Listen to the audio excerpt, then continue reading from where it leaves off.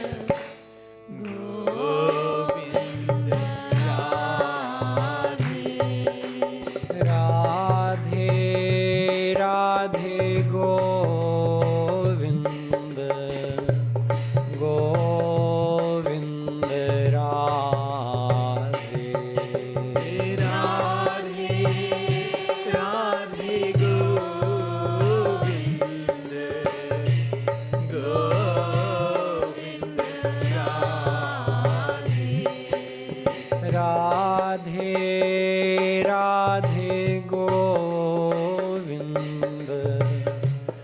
Govind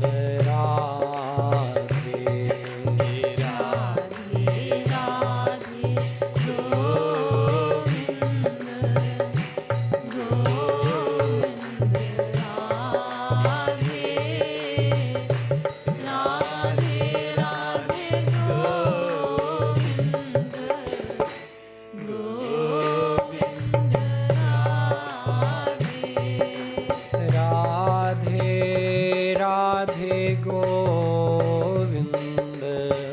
Govind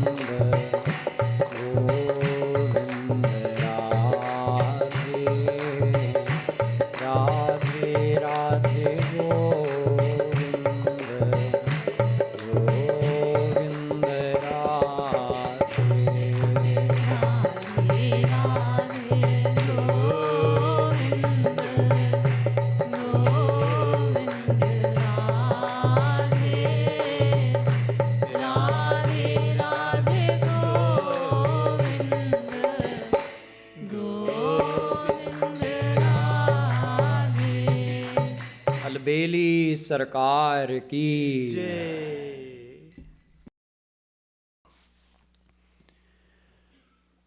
In this series, I'm talking to you about why we do devotion to Radha Krishna. So the first question that I posed is, who are Radha and Krishna? And then I said, first let's concentrate on who is Krishna. So we've been learning about who is Shri Krishna since the beginning of the camp. I can't remember if that's 2 or 3 days. Yesterday I left you with the question, who is Radha? So now that you understand something about who is Shri Krishna, The answer, who is Radha, is very easy. Yeyam Radha Yascha Krishna.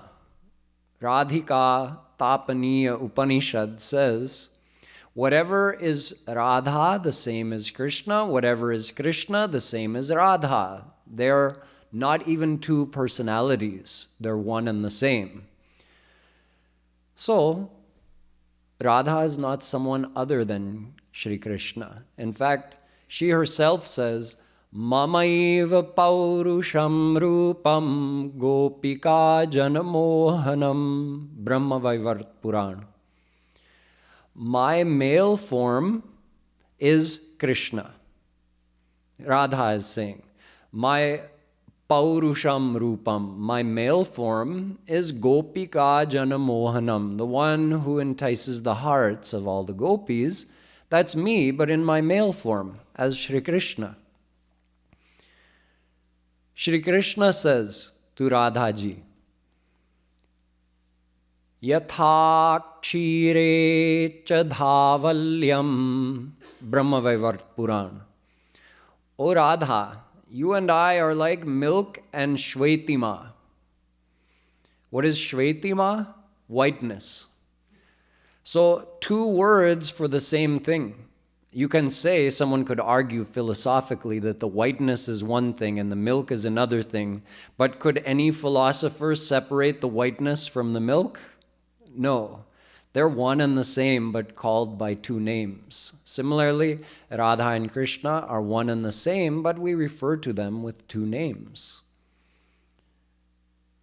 Radhika Krishna Rupancha Krishno Radha Swarupaka Sanat Kumar Sanghita.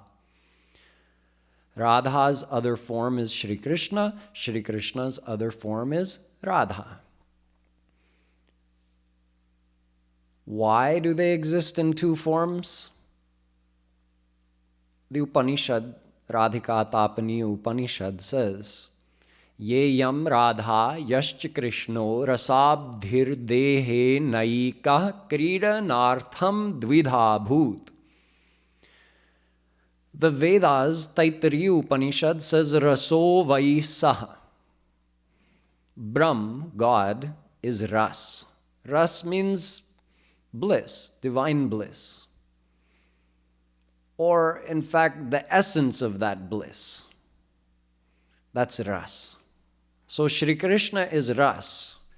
In order to himself taste that Ras and also distribute it to all of his devotees, he takes two forms, Radha and Krishna. Or you can say Radha takes two forms, herself Radha and herself as Krishna.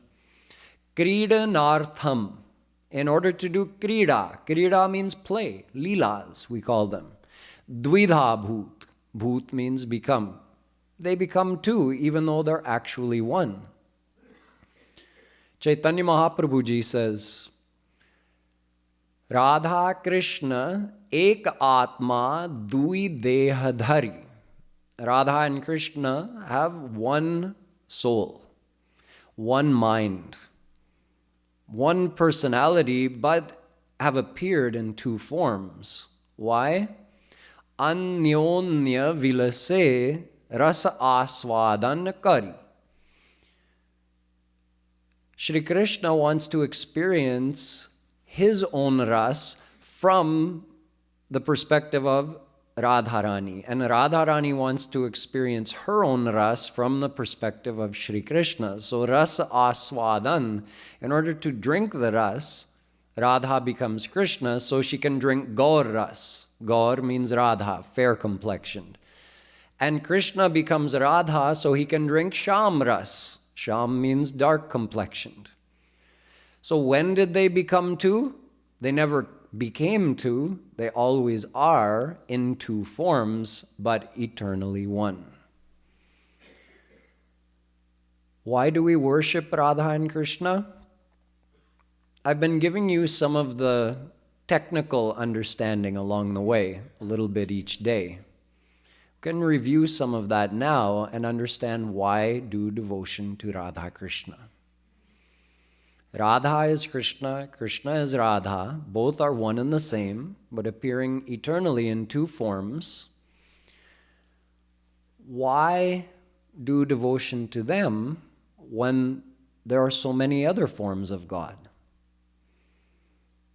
So remember, I explained that Shri Krishna is Supreme God who appears in three main forms: as himself, as his playful, charming self, Krishna with the peacock feather and the flute. Then he also has his almighty aspect. In his almighty aspect, he subsides that playful part of his personality and he acts in an official capacity. In that form, in that almighty form, he doesn't perform any lila.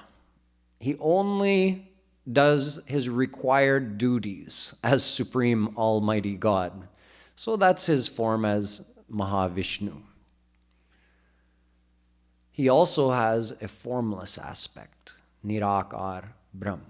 So one single Supreme God, Shri Krishna, has these three aspects. Or you can say Radha, now that you understand Radha and Krishna are one, Radha and Krishna, they have their supreme blissful, supreme loving form, Radha Krishna. Then they have their almighty power, their almighty form, and they also can be experienced or can be thought of as formless. Now let's go into a little more detail. Formless God, you don't need to go into more detail because there's nothing to describe. He has no form, no leelas, no qualities that could be described of any kind. No discernible characteristics.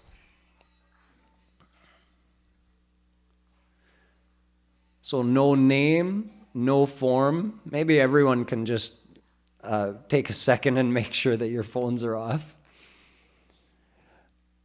Formless God has no name, even though we say Brahm or formless God, but that's not a name, that's just so we can hang some kind of word on it. No name, no form, no gunas, no lila, no abode, no parikar. Parikar means saints who get to associate with him. How could you associate with formless God? You can merge into him, you can't associate with him. Now, Almighty God, in that form, Krishna actually has several forms. Vishnu, Shiva, Durga, Lakshmi, Saraswati, Ganesh, Kartikeya, Kali. These are the main forms. These are all forms of the Almighty power. And in this form, in any of these forms,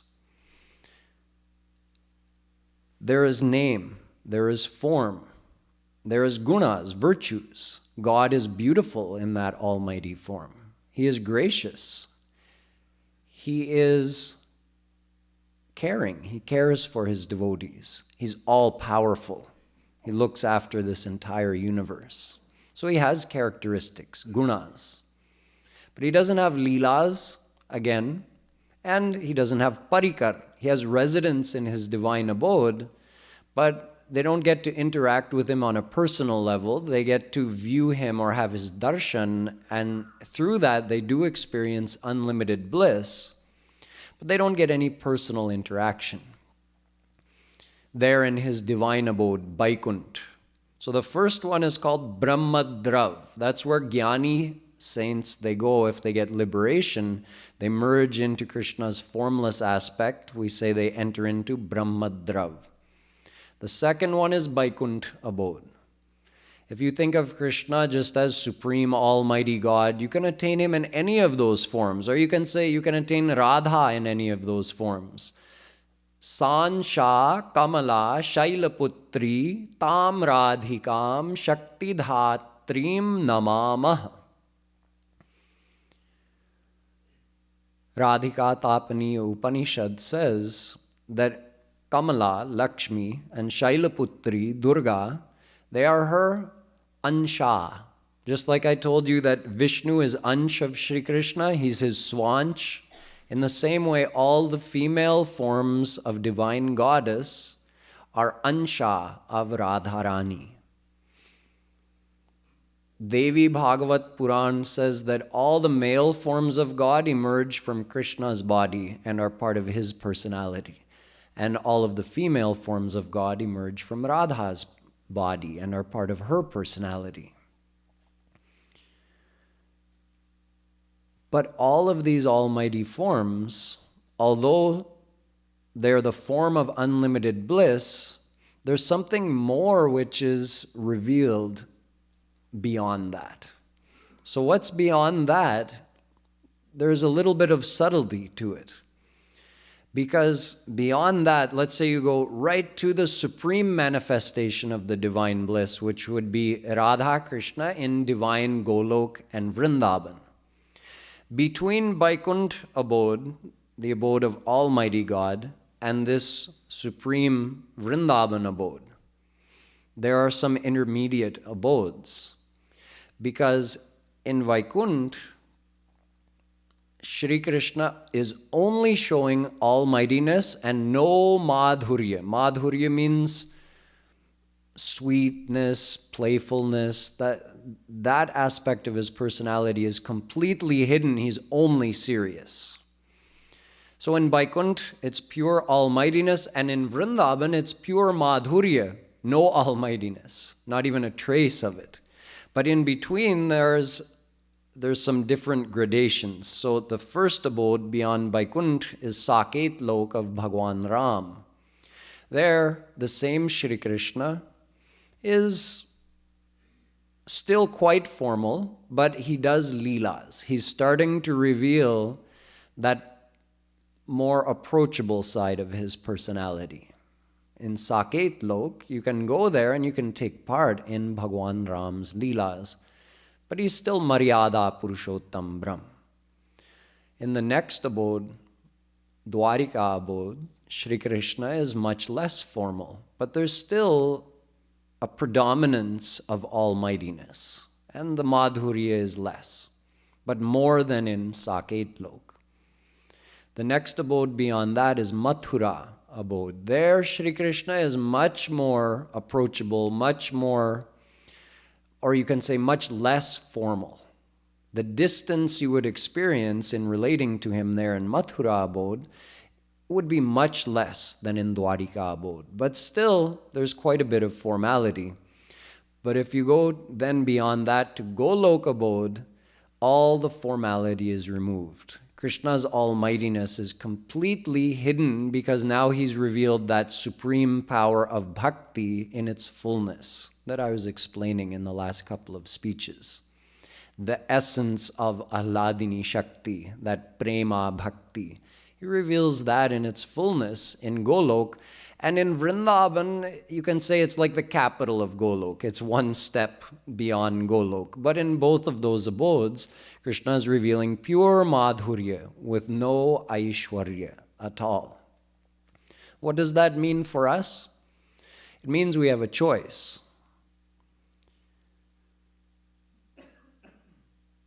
Shri Krishna says in the Gita that however we surrender to him, he does bhakti to us in the same way.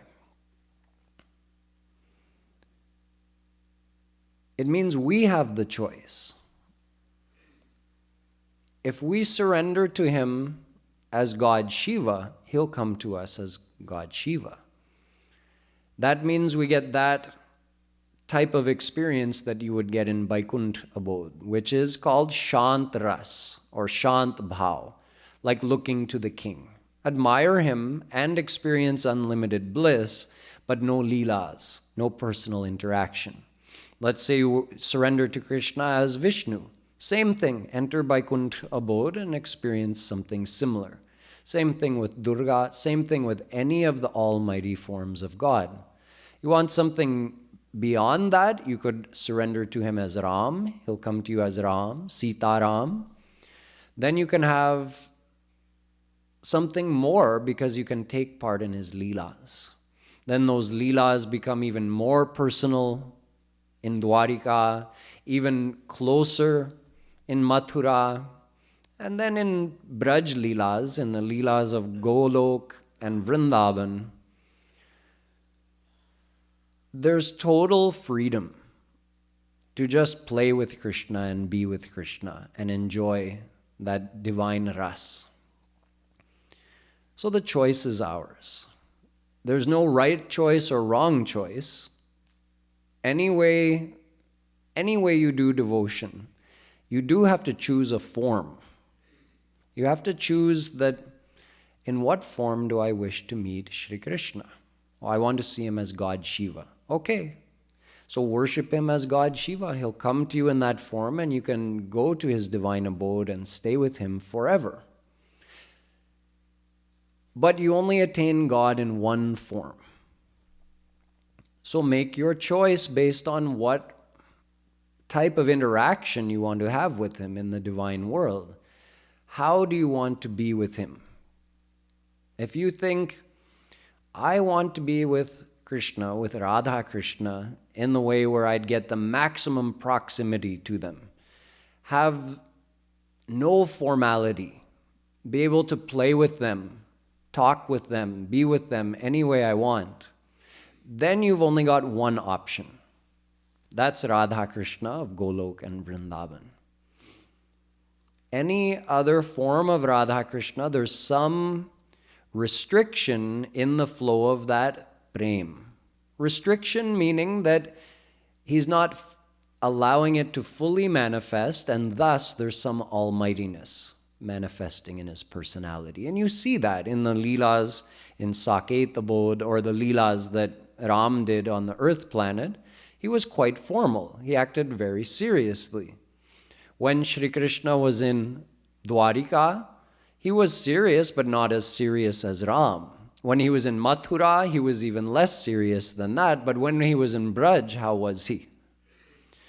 In Braj, you saw a totally different side of Krishna. If you become a Gwalbal, then you would get to play with Krishna the same way you would play with your best friend in this world. There's just no restriction with Shri Krishna of Golok or Vrindavan. So the choice is ours, but here at Radha Madhav Dham, as taught by Shri Kripaluji Maharaj, we do devotion to Radha Krishna for this reason, that it gives the devotee the maximum proximity to Radha Krishna, the maximum freedom in their meditation to think of being with them any way they want, and it gives them ultimately the supreme bliss in the divine world. You would think that when it's all Radha and Krishna as Radha and Krishna, Radha Krishna as Sitaram, Radha Krishna as Vishnu Lakshmi, Radha Krishna as formless God, then why does it matter? You could ask that question, why does it matter? But it does matter. In the same way that it would matter if on a hot day you asked someone to bring you ice, and instead they brought you steam. Steam, over 100 degrees Celsius, on a boiling hot day. And you say, what is this? Why did you bring me steam? Well, you said you asked for ice, and this is the same thing, chemically speaking. It's H2O, right? So what? Here, have some steam. Well, the use of steam is different than the use of ice, which is different than the use of water. Similarly, Shri Krishna, in his formless aspect, is not the same, cannot be experienced the same way as Shri Krishna of divine Vrindavan or Shri Krishna with Radha. It's very different. Just like if someone just breaks off a branch of a mango and starts chewing on it. And you say, what are you doing? He says, it's mango. I'm trying to get some juice out of this. So you get juice out of the fruit, not out of the branch.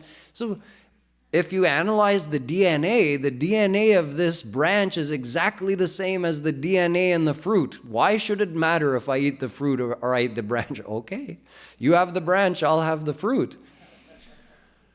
In the same way, yes, internally they're all one, but Shri Krishna is revealing something different, more and more and more in his different forms, and he reveals himself in totality as Radha Krishna of divine Vrindavan. Think of it like a flower, like a rose. When it's in its bud form, then the qualities of the rose are all there, but they're in a dormant form. They're unmanifest. The color of the rose is unseen. The beauty of the rose is unseen. The fragrance of the rose cannot be smelled. Yet the rose is there, but it's in a bud form. That's like formless God. All the qualities are there, but unmanifest. Now the rose starts to bloom. It's in partial bloom. That's like Krishna's almighty forms. Some of his qualities are revealed, but not in full.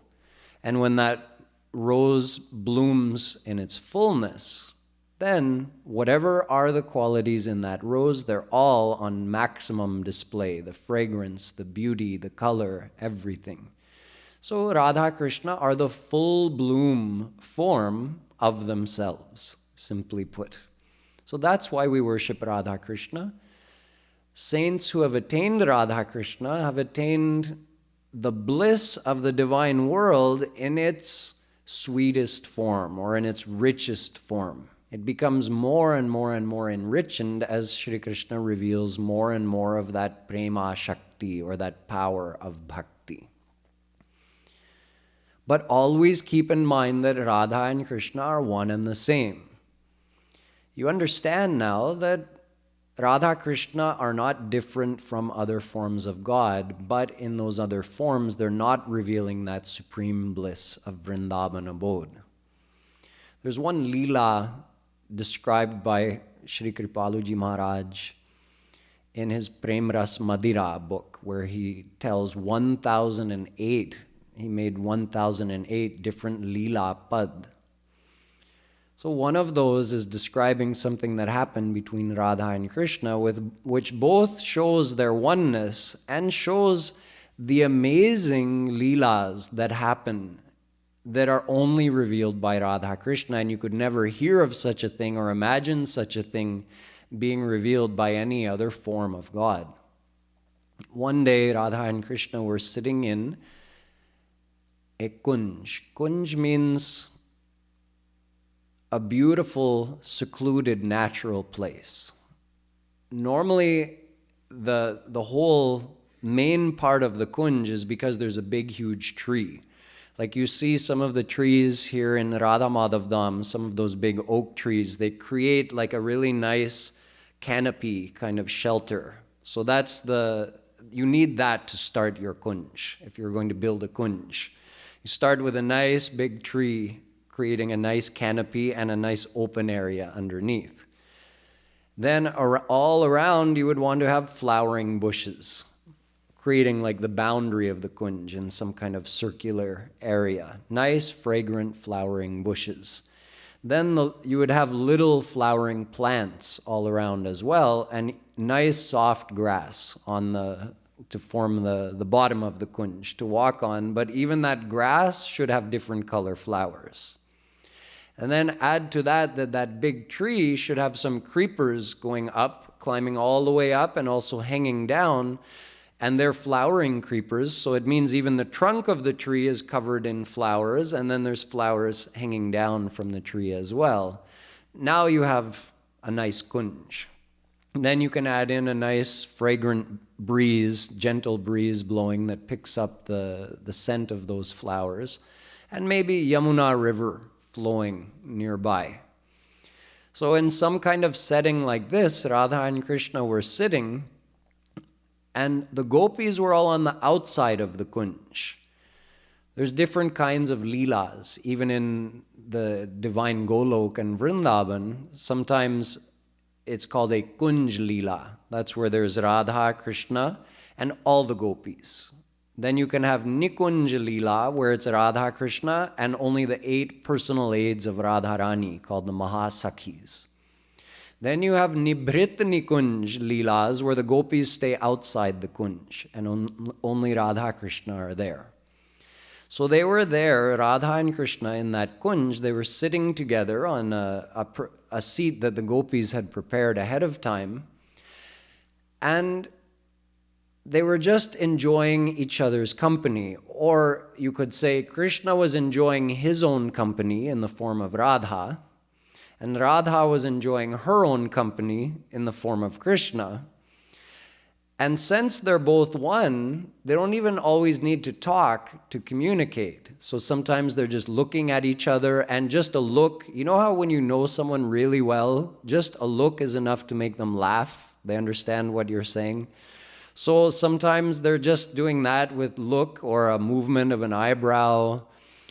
Sometimes they're talking, sometimes they're joking. So they're passing the time like this together in the kunj. Now today, Shri Krishna decides that he's going to do something that he's never done before. He just had the thought. He says, I'm going to do man. Man is a state which is difficult for us to understand, but since Sri Maharaji describes these types of man leelas in his writings, so I'll just explain a little bit. It's a state of the divine love. That prem, that supreme power in the divine world, Radha and Krishna are the form of that prem, and everything they do is the expression of that prem. Now, sometimes that expression appears as a state of annoyance. Rarely, sometimes it happens.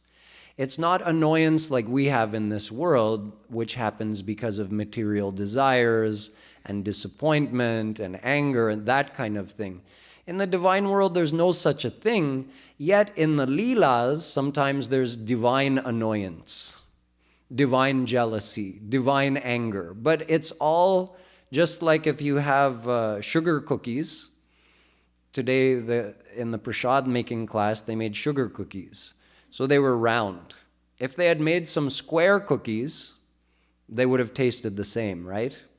If they'd made some rectangular cookies, they would have tasted the same. So what I mean is, anything Radha and Krishna do, it's all ras, it all tastes sweet. So even if in the leela there might be some divine annoyance shown or some divine anger, it's all part of the leela and it all adds to the sweetness. It doesn't disturb anything. It's actually adds to the interest. So sometimes it happens, or Radharani, she does man. It's a state of that divine prem. Shri Krishna never does man. Whenever Radharani does man, then Shri Krishna has to try to appease her. He has to try to find out, oh, what did I do to displease Radharani? And then he asks the gopis, help, please help make Radha leave her man, because then Radha doesn't want to see Krishna when she's doing man. So then Krishna is in viraha. He wants to meet with Radha, but she won't meet with him. This is normally how it happens. But today Shri Krishna says to himself, I never get to do man. Even though he doesn't have any reason to do man, normally Radharani has some reason. Like one time it happened that she saw her own reflection in Shri Krishna's chest. They were dancing, gopis were singing. Shri Krishna is glowing so brightly, she saw her own reflection. And she thought that Shri Krishna had someone else in his heart. He was thinking of someone else, so she did man. Then gopis had to explain to her, still she wouldn't understand, so they just put Krishna's pitambar to cover his chest, then she was fine. So she has some reason, even though she's very bholi, she's very innocent, so she does man for these kind of innocent reasons, but she has some reason. Shri Krishna had no reason. He just decided, I never get to do man. Today I'm going to do man because it will be nice if Radha comes to me for a change and says, oh, pyare, what happened? What did I do? Please forgive me. But the thing was, as Shri Krishna thought this, Radha thought the same thing. She thought, I am also going to do man for no reason. So both were talking, and then they both just went like this. Krishna turned this way, Radha turned that way. But since they both turned at the same time, neither one realized the other turned. So they were sitting like this and like this, not talking to each other. And Krishna is thinking, what is she waiting for? Why doesn't she ask me what happened? Radha is thinking, why doesn't Priyatam ask me? He always asks me whenever I do man. So then they both entered an actual state of man. From being in a state of pretending, they both actually entered the state of man because the other one was not coming to them, and they both stood up and walked to the opposite ends of the kunj and sat down. Then the gopis tried to get involved. They said, what's going on? What happened? They were talking so nicely, and now they went and sat alone. So some gopis went to Krishna and some gopis went to Radha. But what could they explain? What was Krishna going to say? Because there was no reason for him to do man in the first place, so he was embarrassed to tell the gopis that first I did man for no reason, and then even though I had no reason to do man, since Radha didn't ask me what was wrong, then I really did man. So that's why I'm not talking to her. And same thing with Radha. What could she say to the gopis? So they're both just sitting there not answering any of the gopis' questions, and the whole night passed like this. And eventually the gopis gave up. They didn't know what to do. And when morning came, both Radha and Krishna had the same thought at the same time. What am I doing? Radha Rani must be so worried about me, wondering why am I doing this? I didn't think of her feelings. Radha thought the same thing. Oh, Krishna must be so worried. They both jumped up and started walking fast towards where the other one was, but they were absorbed in their own thoughts, so they almost bumped into each other in the middle of the kunj. And then they said, oh, Pyare, I'm so sorry. No, Pyari, it was my fault. I did man for no reason. You did man for no reason. I did man for no reason too. So then the whole thing was resolved. So where could you hear such a leela? Only Radha and Krishna will do such leelas. And there are unlimited types of leelas like this. Whatever is described by saints like Surdas ji or Kripalu ji Maharaj or Hita Harivansh or Haridas ji, it's only a fraction of Radha Krishna's leelas. So that's the attraction. It's those leelas that make doing devotion so easy. Because just thinking about that leela, listening to it, and then later when we do chanting, you can meditate on it. That's the easiest way to do devotion. Then you can even change it. You can add your own things into the leela. Oh, I think it would be good if it happened like this. And then it can happen, then that can happen, then that can happen. Whatever you can imagine must have happened already because they've done uncountable leelas. So you can make up any leela you want. You can include yourself in the leela. You can be one of the gopis with Radha and Krishna. Or if you like Sakhi Bhav leelas, you can become a gop or a gwalbal. So you understand now that Radha and Krishna, in their form as Radha and Krishna of divine Vrindavan, which is depicted here in the shrine, they give the supreme bliss of the divine world, and their leelas are the most heart enticing and make doing devotion very easy. So, in simple terms, that is why we do devotion to Radha Krishna.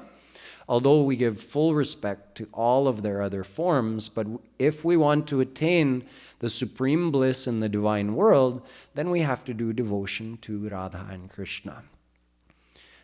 One more question is left out, which is, if you look at the shrine, you see Radha and Krishna together on the left, and you see Radharani sitting alone on the throne in the middle, meaning there's some extra prominence being given to Radha. So why that extra prominence is given to Radha, I'll explain tomorrow. And now we'll do some more kirtan.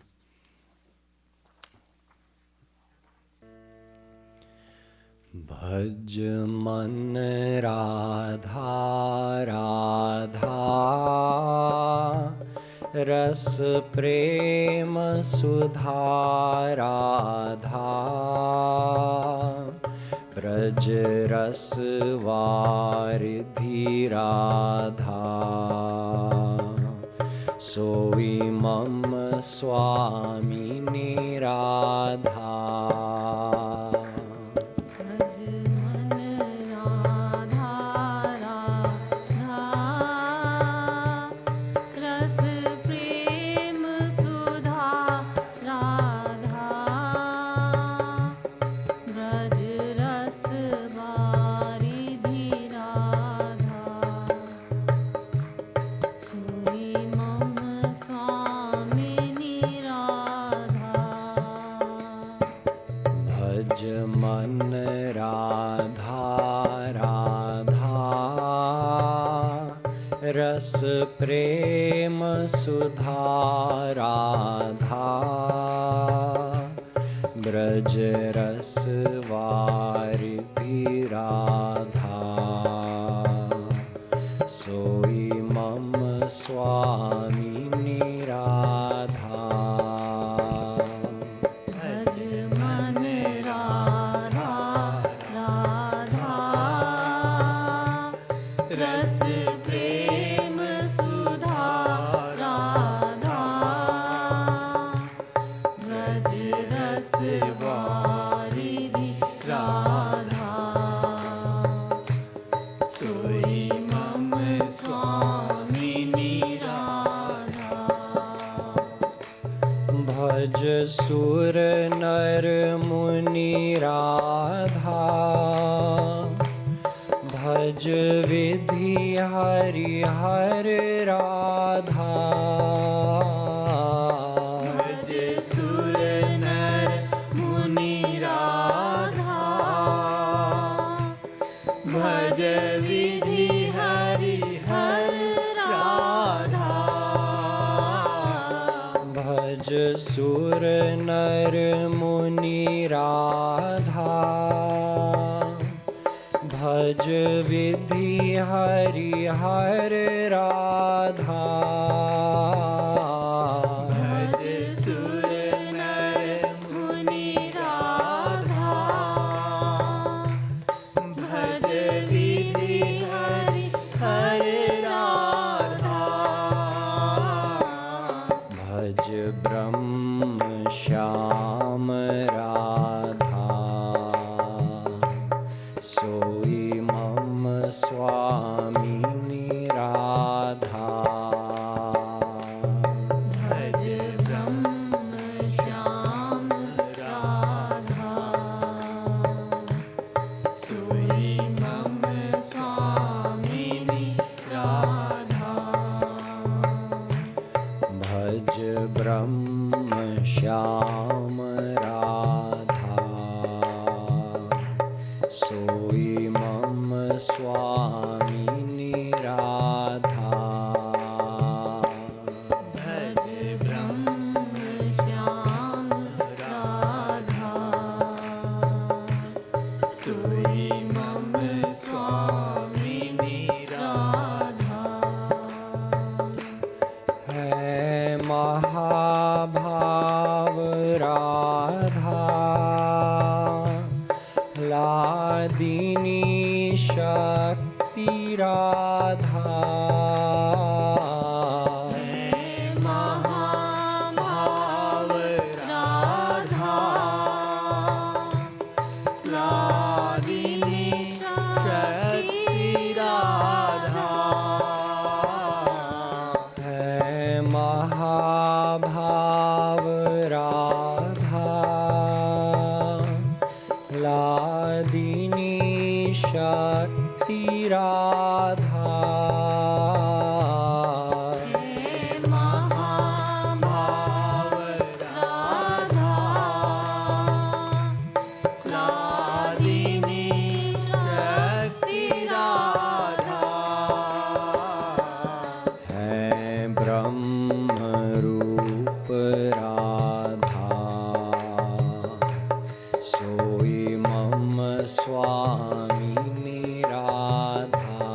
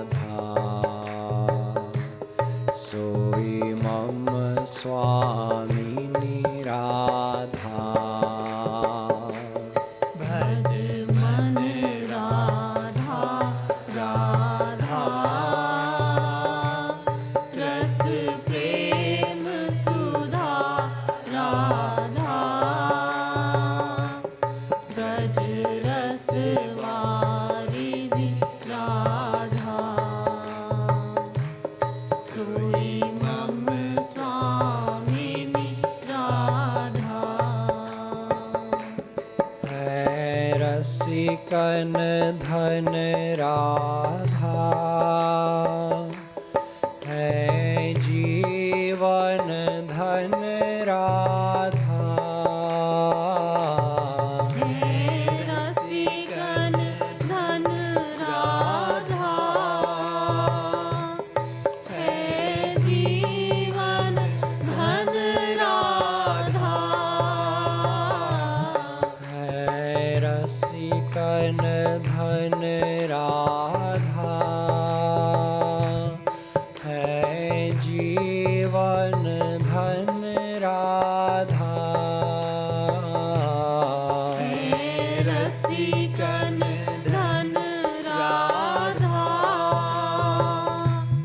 है जीवन धन राधा है मोहन धन राधा सोई मम स्वामिनी राधा है मोहन धन राधा सोई मम स्वामिनी राधा है मोहन धन राधा सोई मम स्वामिनी राधा है मोहन धन राधा सोई मम स्वामिनी राधा है कृपामयी राधा है प्रेममयी राधा है कृपामयी राधा है दयामयी राधा है कृपामयी राधा है प्रेममयी राधा है कृपामयी राधा है प्रेममयी राधा है श्याममयी राधा सोई मम स्वामिनी राधा है श्याममयी राधा सोई मम स्वामिनी राधा है श्याममयी राधा सोई मम स्वामिनी राधा है श्याममयी राधा सोई मम स्वामिनी राधा भज मन राधा राधा रस प्रेम सुधा राधा ब्रज रस वारिधि राधा सोई मम स्वामिनी राधा भज मन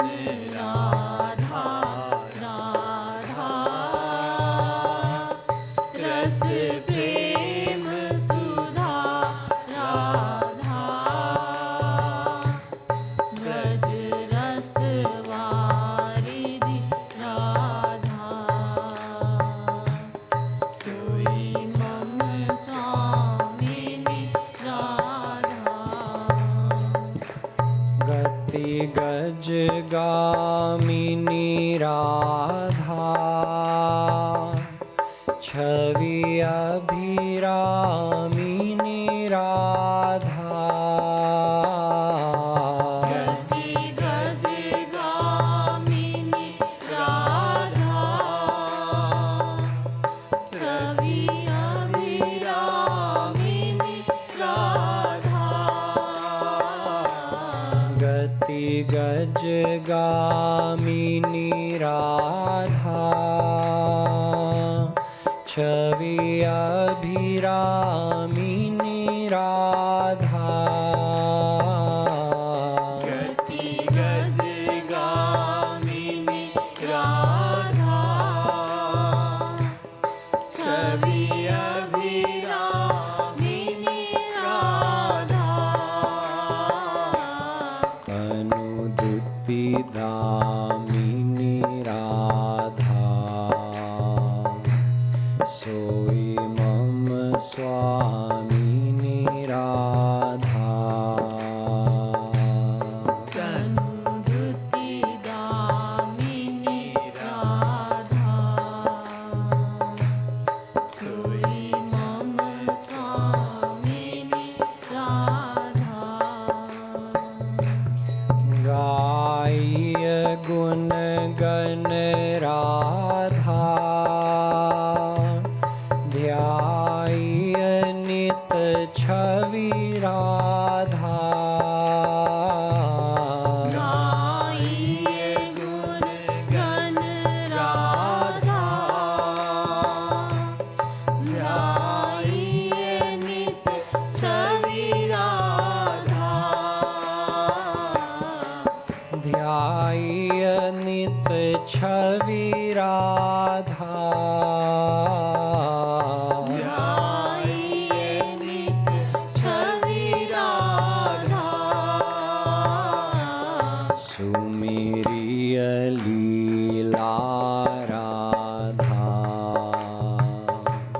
सोई मम स्वामिनी राधा सुमिरिय लीला राधा सोई मम स्वामिनी राधा सुमिरिय लीला राधा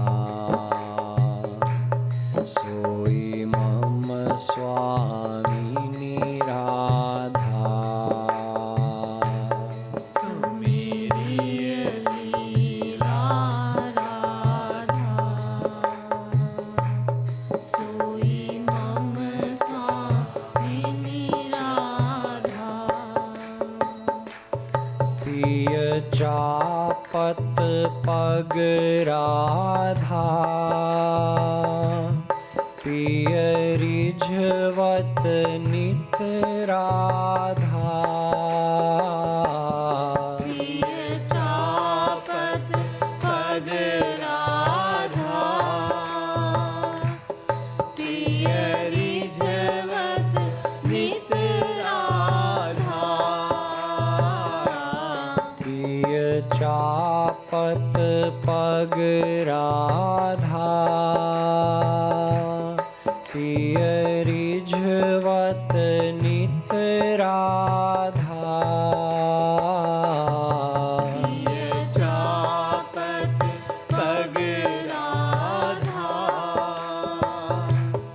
प्रिय रिझवत नित राधा प्रिय रोम रोम राधा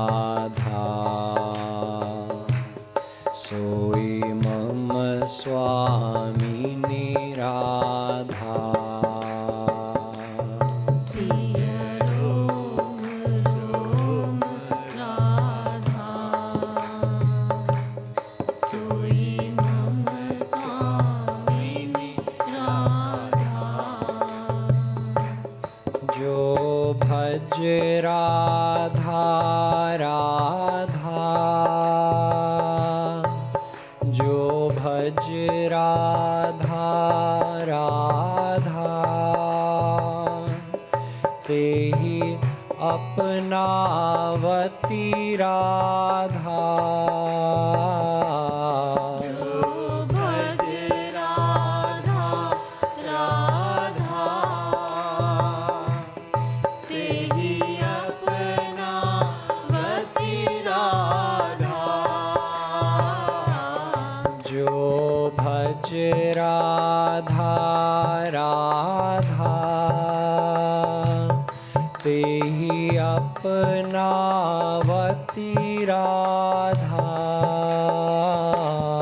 जो भज राधा राधा तेहि अपनावती राधा वे प्रेम सुधा राधा सोई मम कृपालु राधा प्रेम सुधा राधा सोई मम कृपालु राधा भज मन राधा राधा रस प्रेम सुधा राधा ब्रज रस वारिधि राधा सोई मम स्वामिनी राधा भज मन राधा राधा रस प्रेम सुधा राधा ब्रज रस वारिधि राधा सोई मम स्वामिनी राधा भज मन राधा राधा रस प्रेम सुधा राधा ब्रज रस वारिधि राधा सोई मम स्वामिनी राधा भज मन राधा राधा रस प्रेम सुधा राधा भज रस वारिधि राधा सोई मम स्वामिनी राधा बोलो राधा रानी की